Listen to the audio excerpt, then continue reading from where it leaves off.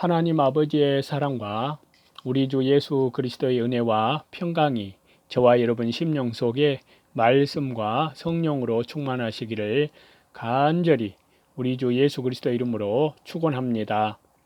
오늘은 구약 성경 이사야서 16장을 본문로요. 교만한 자의 멸망과 다시 재림하시는 주 예수 그리스도라는 제목으로 하나님의 말씀을 받도록 하겠습니다. 이사야 16장 이 본문에는요, 모압의 멸망과 비교되어서 이스라엘을 보호하시는 하나님의 은혜가 나타나는데요. 모압에 밀어닥친 파괴 중에서도 이스라엘에는 하나님의 보호하심이 있었습니다. 모압의 여인들은 새처럼 두려워하며 이스라엘 백성들에게 쉴 곳과 도움을 구했습니다. 이사야는 모압이 당하는 고통이 자신들의 교만 때문이라는 사실을 밝히고 있는데요. 모압 백성들은 아수르 군대 앞에 자신들의 무력함을 깨닫고 그들의 이웃인 이스라엘을 통해서 하나님께로 회개하고 돌아가야 했지만 그들은 그것을 거부했던 것입니다. 그들의 자만과 교만으로 인하여 그들의 땅에는 소출이 없을 것임을 이 본문에서 이사야를 통해서 하나님께서는 말씀하고 있습니다.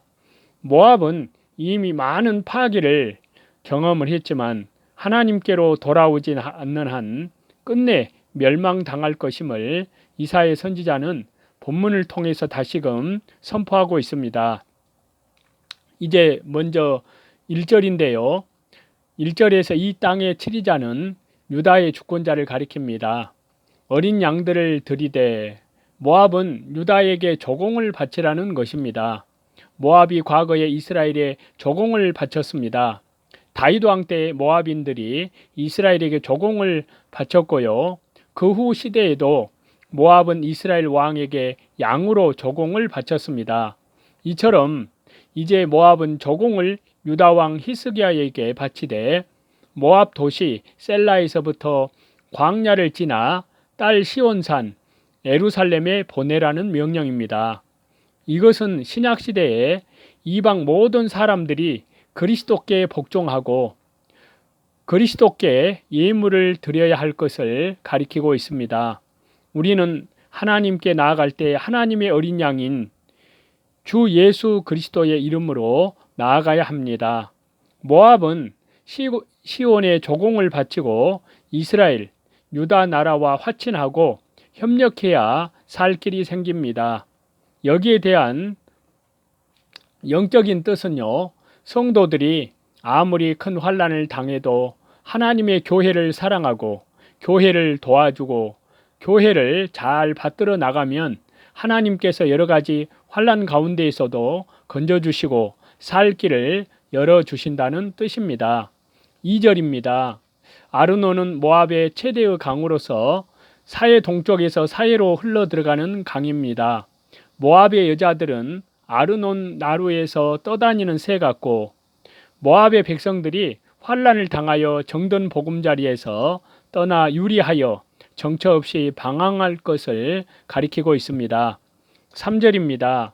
쫓겨난 자, 도망한 자는 이스라엘 백성들을 가리킵니다. 모압은 환난을 당해서 쫓겨나고 도망하는 이스라엘 백성들을 숨겨주고 도와주라는 말씀이십니다. 모압은 지혜롭게 모략을 베풀어서 도망한 이스라엘 사람을 잘 영접하여 정오 때에는 그늘을 지어 숨게 해주고 피하게 해주라는 것입니다. 누구든지 이스라엘이 어려울 때 도와주고 쫓겨난 자를 숨겨주면 하나님께서 복을 주십니다. 성도들이 어려움을 당할 때 도와주는 자에게 복이 있습니다. 16장 4절인데요. 나의 쫓겨난 자는 이스라엘 유다인을 가리키고요. 토색하는 자, 멸절하는 자, 압제하는 자는 아수르를 가리킵니다. 아수르는 일시적으로 이스라엘을 멸절하려 하고 토색하고 압제하지만 때가 되면 아수르가 망하여 멸절한다는 것입니다. 그러므로 이스라엘 백성들이 아수르의 압제를 피하여 피난할 때 모압이 이스라엘을 잘 도와줘야 합니다. 그리하면 모압에게 살 길이 열린다는 말씀이십니다. 이스라엘 사람들이 일시적 환난을 받아서 피난을 다니지만 모압이 그들을 잘 도와주면 그 이스라엘을 통해서 살 길이 생깁니다. 성도가 환난을 당할 때 도와주는 사람은 반드시 하나님께서 복을 주시고 살 길을 열어주십니다. 멸절하였으며 이것은 이스라엘을 치는 아수르가 반드시 멸망할 것이기 때문에 이스라엘을 돕는 일이 결코 헛된 일이 아님을 가르쳐주고 있습니다. 5절입니다. 이 말씀은 장차 이스라엘이 회복될 것을 가리키는데요. 이스라엘이 일시적 환난을 당해서 피난 다니고 고난을 당하지만 반드시 회복됩니다. 또한 이 말씀은 그리스도께서 장차 이 세상에 재림하셔서 환난 당하는 성도들을 건져주시고 그리스도의 나라를 건설하여 그리스도의 왕위가 굳게 설 것이고 그리스도께서는 충실함으로 판결하고 공평을 구하며 의를 신속히 행하기 때문에 악이 제거되고 의로운 나라가 될 것을 말하고 있습니다. 이렇게 그리스도의 나라가 견고하게 설 때에 성도들을 도와주고 그 나라를 세우는 일에 봉사하며 충성한 자들은 하나님 앞에 복을 받는다는 말씀이십니다. 6절인데요. 모압이 심히 교만했기 때문에 망하게 됐다는 말씀입니다. 그 과장이 헛되도다. 모압은 자기 나라를 자랑하는데 급급했습니다. 인간의 어떤 자랑도 다 헛되고 어리석은 것입니다. 개인이나 단체나 국가나 교만하면 반드시 망합니다. 그래서 베드로전서 5장 5절에 젊은 자들아 이와 같이 장로들에게 순복하고 다 서로 겸손으로 허리를 동이라. 하나님이 교만한 자를 대적하시되 겸손한 자들에게는 은혜를 주시느니라 라고 말씀하고 있습니다. 7절에서 10절인데요. 길하라셋, 헤스본, 신마, 야셀, 엘르야알레는 모압의 성읍들의 이름입니다. 이 모압 지방은 특히 포도나무가 많고 포도 생산이 잘 되었다고 합니다. 그러나 모압의 교만을 인하여 하나님께서는 그들을 심판하심으로 모압이 의지하던 포도나무와 밭은 농작물이 말라질 때에 그들의 즐거움과 기쁨이 사라지고 애통과 근심만 남게 된다는 말씀입니다. 이제 열국의 주권자들이 그 좋은 가지를 꺾었도다. 아수르와 같은 강대국 왕들이 모압을 침략할 것을 가리키는 말씀입니다. 나의 눈물로 너를 적시리니 선지자가 모압이 망하는 것을 보고 슬퍼하겠다는 것입니다. 11절입니다. 이사야 선지자가 모압이 멸망할 것을 내다보고 마음이 검은 것 같이 소리를 바라고 탄식하고 부르짖는다는 것입니다. 참된 성도는 원수가 망하는 것을 보고 슬퍼 탄식합니다. 12절입니다. 우상을 섬기는 것은 아무 소용이 없습니다. 모압이 산당에 나아가서 피곤하도록 자기들의 우상을 섬기지만 환난 날에 그 우상들이 아무런 도움도 주지 못한다는 말씀입니다.